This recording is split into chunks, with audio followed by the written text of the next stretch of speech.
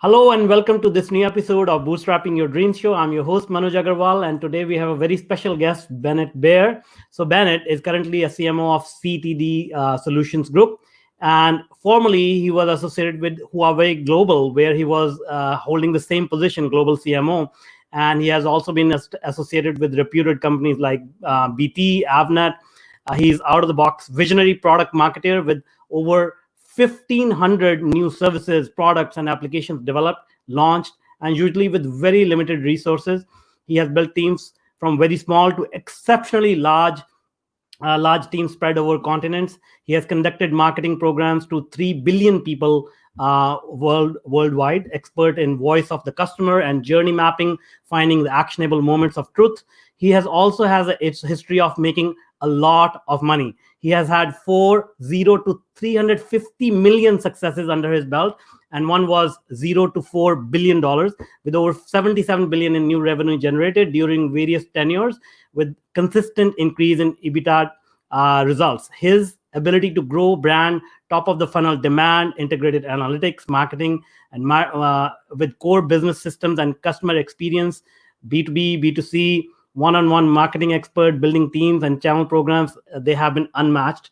He has been awarded by Forbes for his innovation. He has had 5 global tenures as CMOs and 3 as CEOs, along with F50 Division leadership, public P&L to 1.3 billion with 37 large joint ventures, mergers, acquisitions, and liquidity events. Wow, you've done tremendously well. Welcome, Bennett. I'm so excited to have you on my podcast.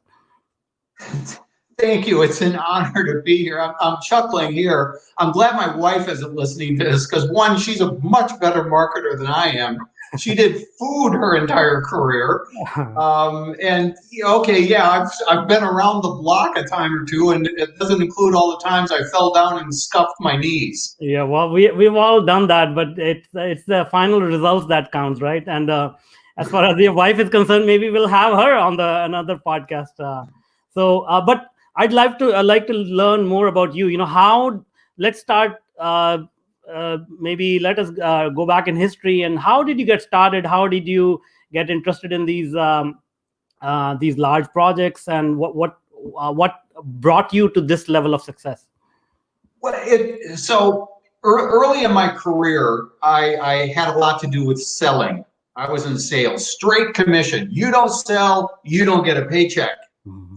And learn from, pros, quote unquote, rock and roll. Mm-hmm. Today is the last day we're selling in your neighborhood. Just make you cringe. But mm-hmm. I needed to provide for my family. Yeah. I'm a very good salesperson. I don't like to sell. Uh-huh. And so what do? You go into marketing. Marketing helps sales sell smart. Yeah. And I grew up in a machine tool family. Mm-hmm. And so, since I was 10, I was, working on a turret lathe, machining and making furniture and various projects. Mm-hmm. And so, reading a blueprint is very similar to a network diagram. Yeah. It just kind of comes natural to me because of my upbringing. And making stuff is, I think, the most fun part of marketing. And that really started at Casio. Mm-hmm. Casio was a big time hire. It had a base of like $55,000 a year, which was a lot of money, at the time. Uh-huh. We're talking late '80s, and it was also a taste of strategy because I was hired to launch the LT70P video phone. I see. Which was god awful. It was a new picture every 2.5 seconds. But it was, for the time, it was very high resolution. Mm-hmm. And they thought, the engineers lied to Mr. Casio and thought it was the gramophone. No. But what it was, so I pulled the first day on the job, I pulled the global launch. Uh-huh. But rather than have a disaster. And eventually what I did is repositioned it because it was good for distance learning, or if you and I are building something and we want to talk about the part, this chip on the board, it was very good for show and tell. And so I doubled the price, so there was enough margin, put it through distribution, and got a new group of distributors or sales agents to go sell it. And that had a modest success. And from that, then I had to feed it other stuff. And then I told, okay, the R&D guys, well, let's go make, a KSU list, and then, okay, a wireless KSU list. And that led to a whole bunch, the QB10, the world's first digital camera, and which was a chip out of the video phone, and the screen, and a whole bunch of other stuff. And it was like, that was the start. That's awesome. That's awesome. And then how did you move on to, these big names, BT, obviously Casio is a big name as well, Huawei and others, like what was that experience like, and what kind of work did you do with them? Well, at the end of the day, I would say I am an emerging product marketing guy. I only get hired by companies that are either in a lot of trouble and don't know what to do, or want to grow very fast. I see. So I left Casio, one, because I got a first rule of marketers, as you probably know, you develop an attitude. And I didn't listen to my wife. I thought I was hot stuff, man. I'm 67% of Casio operating profit. Yeah, right. I did not get on with I did not get along with the U.S. president, who wanted to continue making answering machines, and I'd say, oh, that's a dinosaur strategy. He's like, what? You're getting an increasing share of a declining market, just like the dinosaurs. Yeah. So I went to Infonet, and nobody knew who Infonet was. They're the global reach for every big telephone company in the world. If you're AT&T and you leave the U.S., it was on the Infonet network. I see. And so, but the second I accepted the job, the guy said, "Great, glad you're here. Why did you take the job? We're in trouble." Yeah. and I took over the voice over IP business, which was like 23 guys and $12 million, and the frame relay guys are doing $5 billion. I see. So, I'm less than a flea on the elephant. But that's the kind of job I get. And so you learn to make good with what you've got, and to get things done, and to get cooperation. Well, if you mess with me, well, great. All 23 of us are going to show up at your office to talk about it. I see.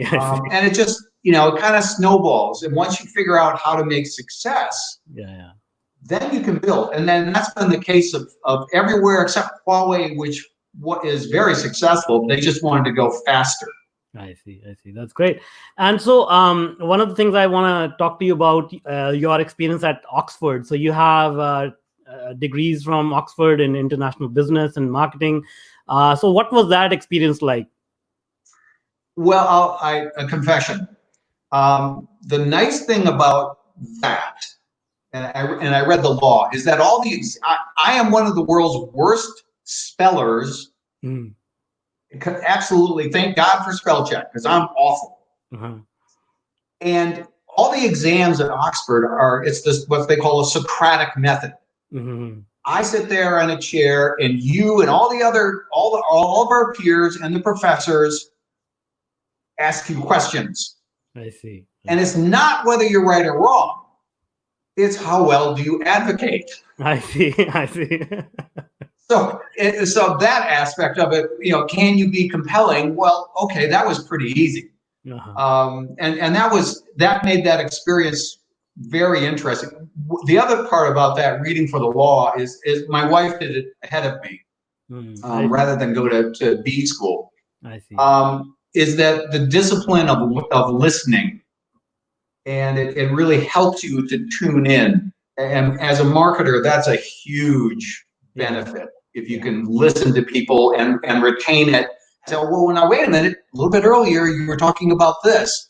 That helps a great deal in business. That's great. So do you think that, generally what we teach in schools these days, it is sort of cohesive to what people are expected to do in real life? No, not at all. I think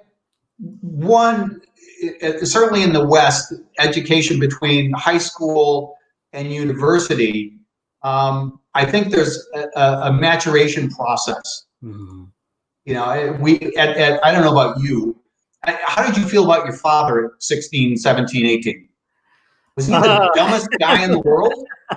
Let's not go there. I have documented it in detail on Medium, but yeah, I mean, it was quite a strict environment for sure. He taught me a lot, but it was very strict. I think that's very common for us. And then somewhere in our mid-20s, we start to think, well, wait a minute, maybe the old guy knew what he was talking about, you know, and then by 30, we're like, oh, crap, I'm an idiot. Hopefully we wake up a little bit. So that plays into it a great deal. Yeah, that's true. Now let's go back to your business experience. And you've managed companies, you've traveled around the world, some like humongous companies like behemoths.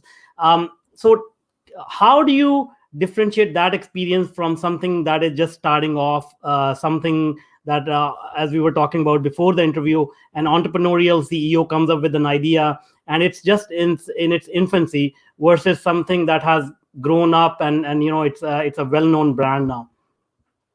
Two differences. And again, when I said I'm an emerging product guy, most of what I've done never existed before. And when you're in a big company, BT Infinite or Unisys, Avnet, launching mobility at Avnet, well, the average VAR, our customer, sells servers and storage. So why do they care about software? Why do they care about mobility? I don't, I've met salespeople that make $1 million a year selling tape backup to the government. And they've got, 3 assistants. I don't know about you. I've never made $1 million a year. So, doing these startup, and I am an intrapreneur, startup within big companies.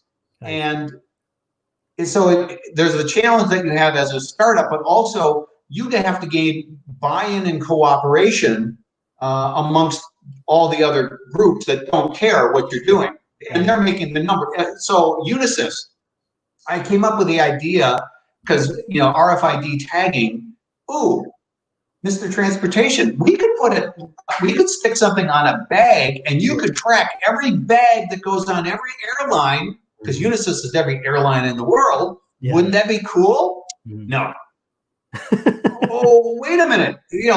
Look how cool this is. Look what we could do. You've talked to your customers, like it. No. Yeah. Oh, okay. Well, how about we do this and you get all the revenue credit? No.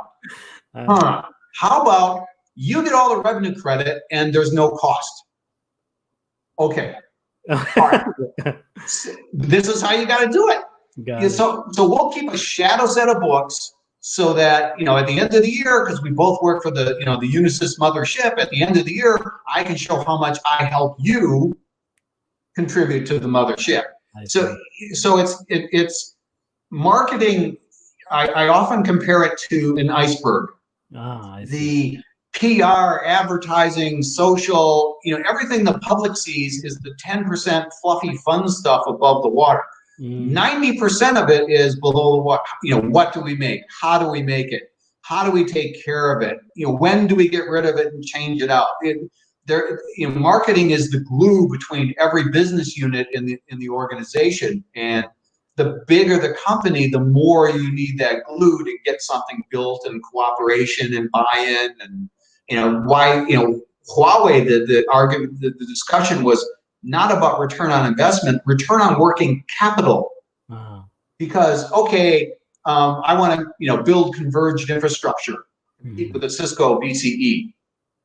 You go into the board, they're businessmen. They're not technology. They're not telecom. They don't care. Huawei owns vineyards and travel businesses and shipping. Well, okay, if I give you $100, what are you going to give me back? I see. It's a very different. So that's more entrepreneurial.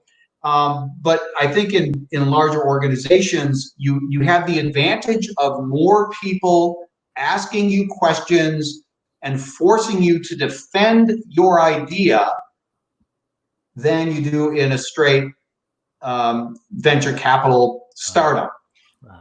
And that's the hard part I see for a typical entrepreneur is they don't have the discipline to look in the mirror and ask the questions of themselves, nor do they have enough people around them to throw bricks at their window. And that's, that's a huge, the bootstrapping and Kickstarter organizations I've worked with. I remember years ago, a group of scientists that came to me and they had a plastic that had a molecular memory.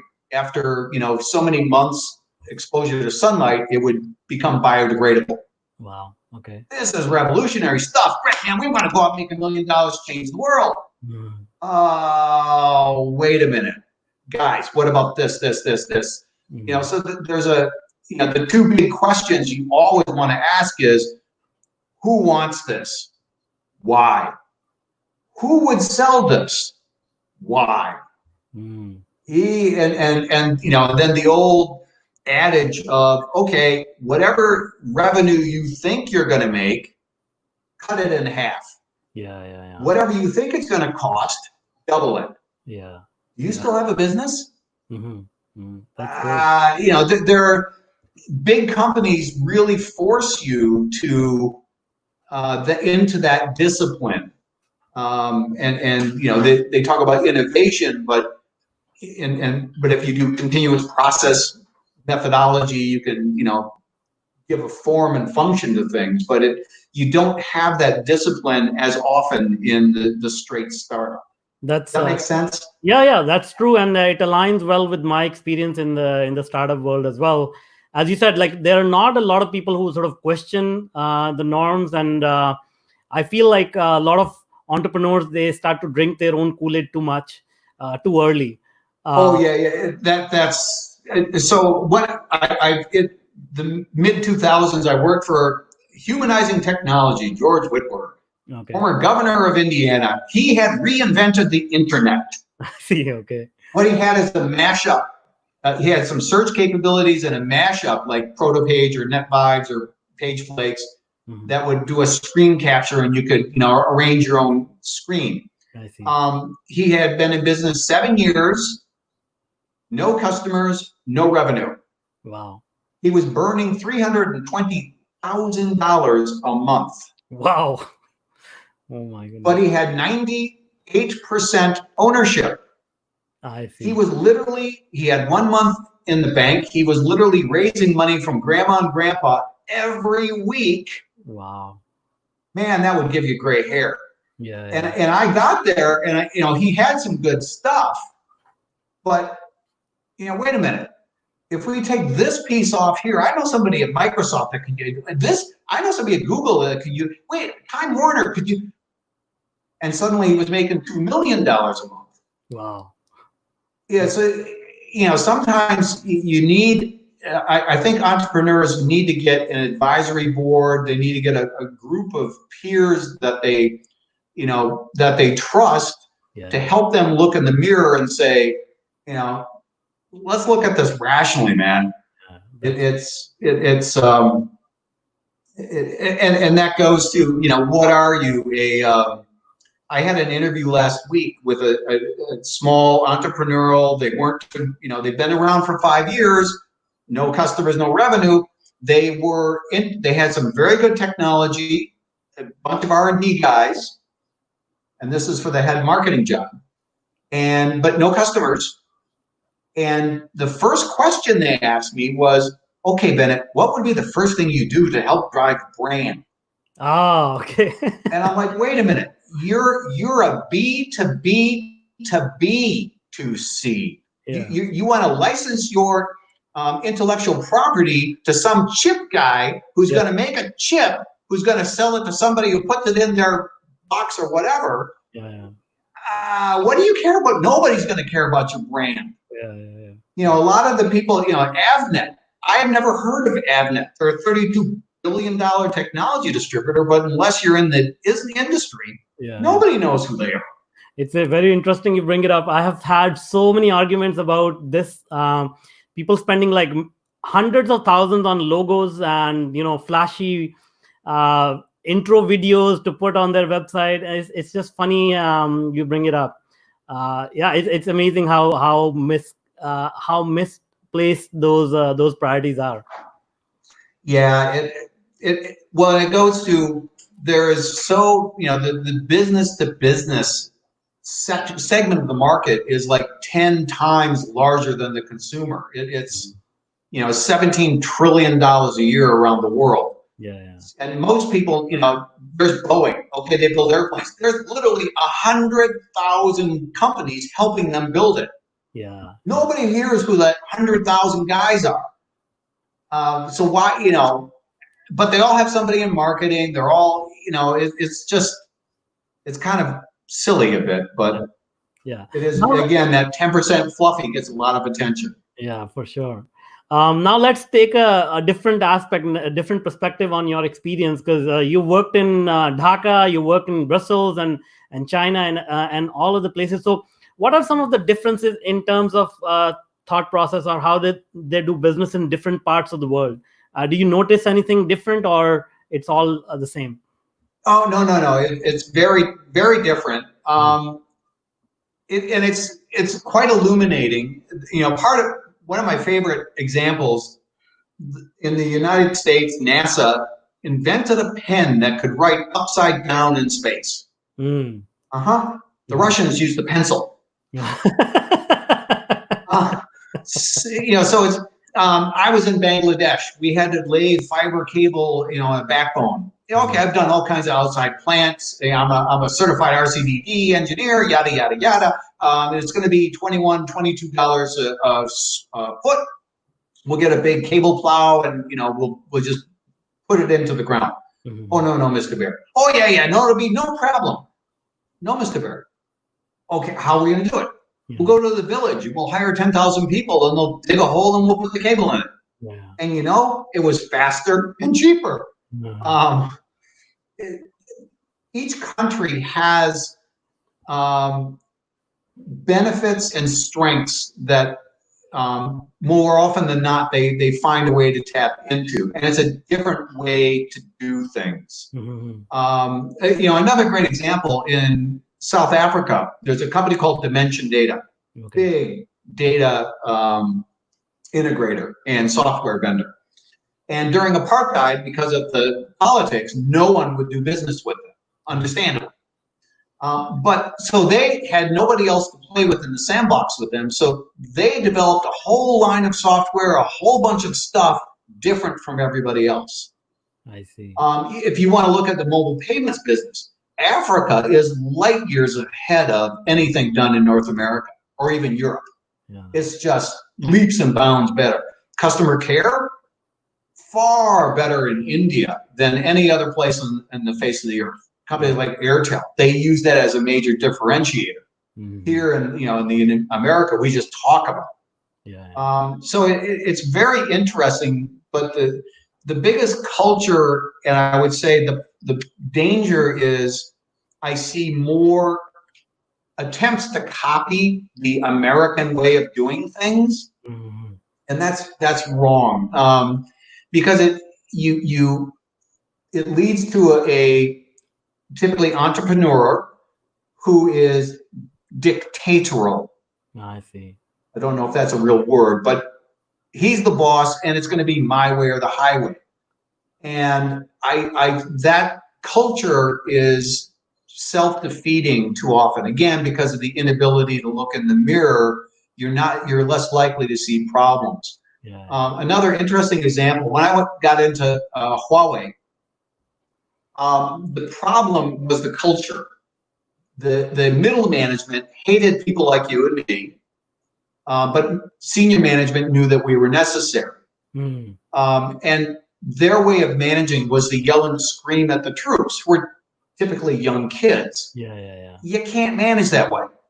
And so I got there day one. We had 5,000 people. Here's Bennett, the grand poobah. He's done this, like You read my intro. Yeah. And I got up there and said, hi, guess what? I'm wrong half the time. No guilo, white foreign devil, had ever come in and, proclaimed, but I had to change the culture. Mm-hmm. And so look, I'm going to question everything you do, but you have to question me. And together we're going to go figure it out. Yeah. So I think you can take anything that you find negative and turn it into a positive. And I think that's what we're seeing a lot, at least from my observation in places like Indonesia, even Japan, that's gone through a huge, we MTV'd their kids, huge, and the role of women in the Japanese society, we could go on and on, how that has changed since the 1980s. I see. Big changes in culture around the world. Yeah. And I think for the better, because I've never seen an idea that there wasn't some clever guy somewhere in the world at least 6 months behind. Yeah. It's very encouraging. That's cool. That's cool. And then, you brought up this point, which is very interesting, that no matter where you go, I mean, obviously there are cultural differences, and I'm sure you learned quite a bit from your varied experiences. But at the end of the day, humans are similar as well. Anywhere you go, as you said, like, their egotistical ways of doing things or not taking the input from others. That is universal as well, wherever you go, isn't it? Hugely. And it helps me when I make mistakes. So the greatest mistake I ever made in Afghanistan, I decided to have an all-hands team meeting. Okay. 800 people, milk and cookies. Okay, everybody who had a birthday in June. Not a single hand. Mr. Bayer, we've had 30 years of civil war. Nobody knows when they were born. Wow. Oh, gee whiz. Okay. Aren't I the dumb American? It's very humbling, but in a similar way, there are, as you said, universal truths. I love going in and talking to a group and say, we need to go sell, to a bunch of engineers. Mm-hmm. We can't sell. Yeah. Wait a minute. Are you married? Have you ever asked someone to dance? Yeah. Well, if they said yes, you sold. If you're married, you sold the biggest deal of your life. Yeah, that's right. So yes, you can sell. Mobility in Indonesia, we had the mobile operators there had 10 million mobile apps in their service catalog. Oh wow! How do you market that? And they weren't making much money. Yeah, so I got up to a whiteboard and said, okay, mobility is tribes. Let's list all the tribes: man, woman, boy, girl, religion, football club. We got 126 different tribes. Now we did ages across the top. So, okay, what does a little girl 10 to 12 want? Ringtones, specifically bird tweet ringtones. Oh. Okay, let's look at our service catalog. We've got 34 bird tweet ringtones. Yeah. We can only probably sell 6 of them. Yeah. Let's focus on those 6 and how are we going to get them to this audience? It's kind of, a lot of times if you get it down to one piece of paper to manage your business, it makes it a whole lot simpler for everybody to understand. That's so true. That's so true. I mean, it all comes down to, as you said earlier as well, understanding your audience, understanding the customers and exactly what they want. Yeah, and I would take that one bit further. There are only 5 things that matter, at least in a B2B situation. Mm-hmm. If you're making or you've got a service, how does it, whatever it is, how does it help you drive new customers? Yeah. How does it help you get more, share of wallet? How does it help you differentiate? How does it help you to remove cost from the business? Yeah. Or how does it help customers not to leave you, churn? Yeah. That's it. Everything that you want to do in most businesses B2B, it's got to fit one of those 5 buckets. Yeah, for sure, for sure. And that's your marketing, that's your campaign, that's your story. That's you got to, if you can answer those, you're way down the road for most people. Awesome. And so now, we are living in this strange time, and businesses have been disrupted, and a lot of things are changing.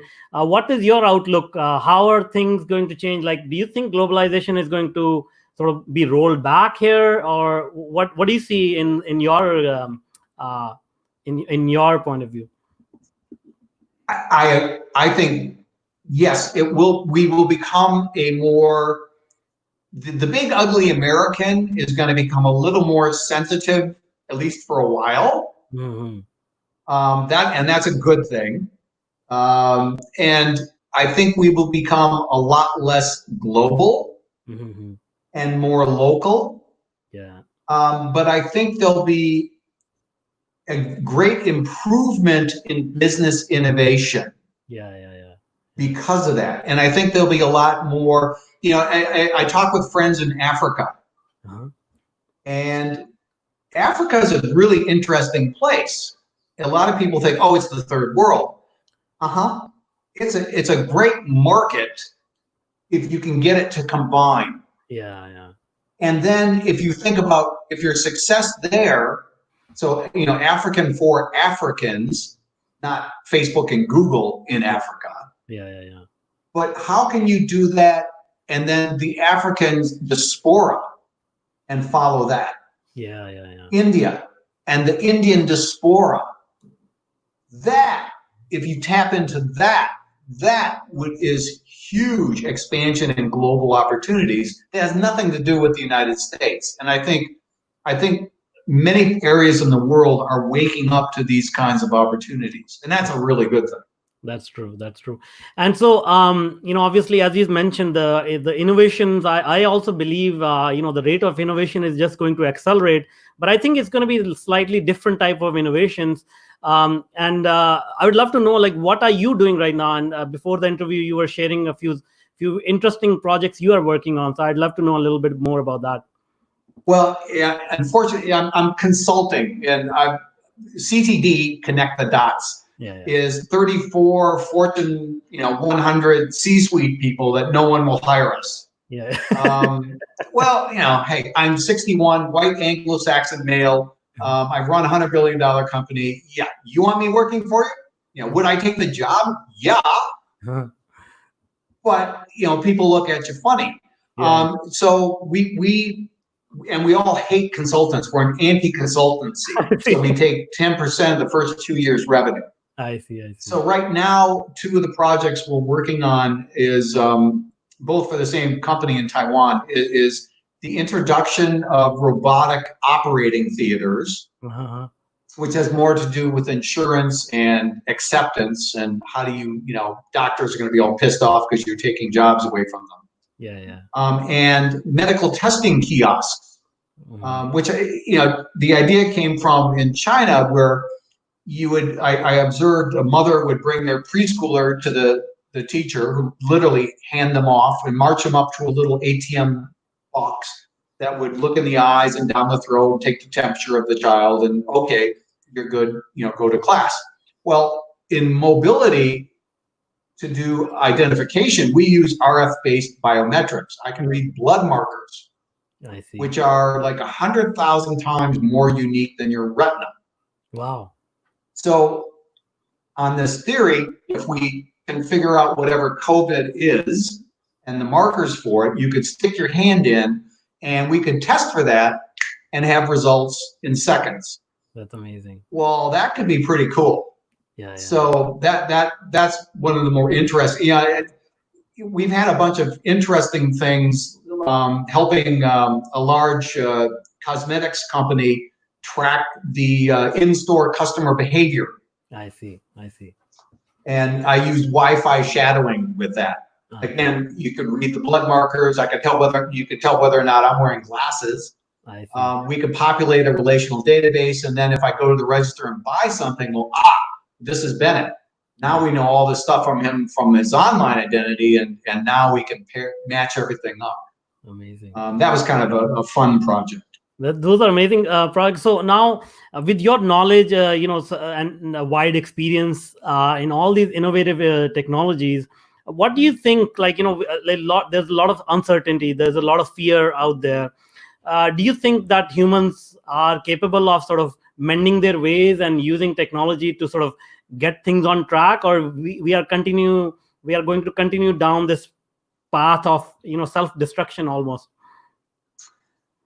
No, I've got an optimistic output. We have proven that we can get over this. We survived the Black Plague. We survived. If you look at the Spanish influenza, right after World War I, 20 million people died. Yeah. A whole lot worse than we're talking about right now. And I'm rereading. There's a Pulitzer Prize-winning book, Guns, Germs, and Steel. Oh, okay. It is a fabulous book to read. It's a little kind of puts you to sleep, but he takes the last 10,000 years of human history and why did the Spanish come to South America and 167 Spaniards capture Montezuma or Anahuaca and take the Inca Empire. Why didn't they come to Spain and capture Philip? Yeah. So he gets into food production and how coming out of the Golden Crescent. It's a very interesting, and there's lots of examples of humankind getting germs are a natural part of things, and we will constantly see this. So yeah, we'll get over it just fine. Is it a bump in the road? Yeah. Are we shooting ourselves in the foot, especially in the U.S.? Oh yeah. But I think we'll get over it just fine. And I think, as you mentioned earlier, I think it leads to a greater awareness, a lot more innovation, but a lot more what's really important. I am grateful that I haven't heard anything of a Kardashian for 6 months. Who cares? Yeah. No, that's true. And I completely share your point of view. I believe in adaptability, and human have these innate ability to just adapt to any situation and come up with some ideas to fix the problem. So I completely agree with you. And I hope we see that soon. Now, listen, it has been such an amazing conversation. You have shared so much wealth of your knowledge and summarized it into these 30 minutes. Thank you so much. Now, before I let you go, how can people reach out to you if they want to connect with you? Oh, LinkedIn. I've got my phone number, my email. I'm lonely. I have nothing going on. LinkedIn is probably the easiest way to get in touch. I'm happy to connect with anybody, happy to help. At this point in life, the ability to give back and to share and to try and make others a much better marketer than I am, that's probably the best reward I have. Awesome. Great. Thank you. We will put those links in the show notes so that people can reach out to you easily. Oh, thank you very much for the opportunity. Very kind of you. Thank you so much.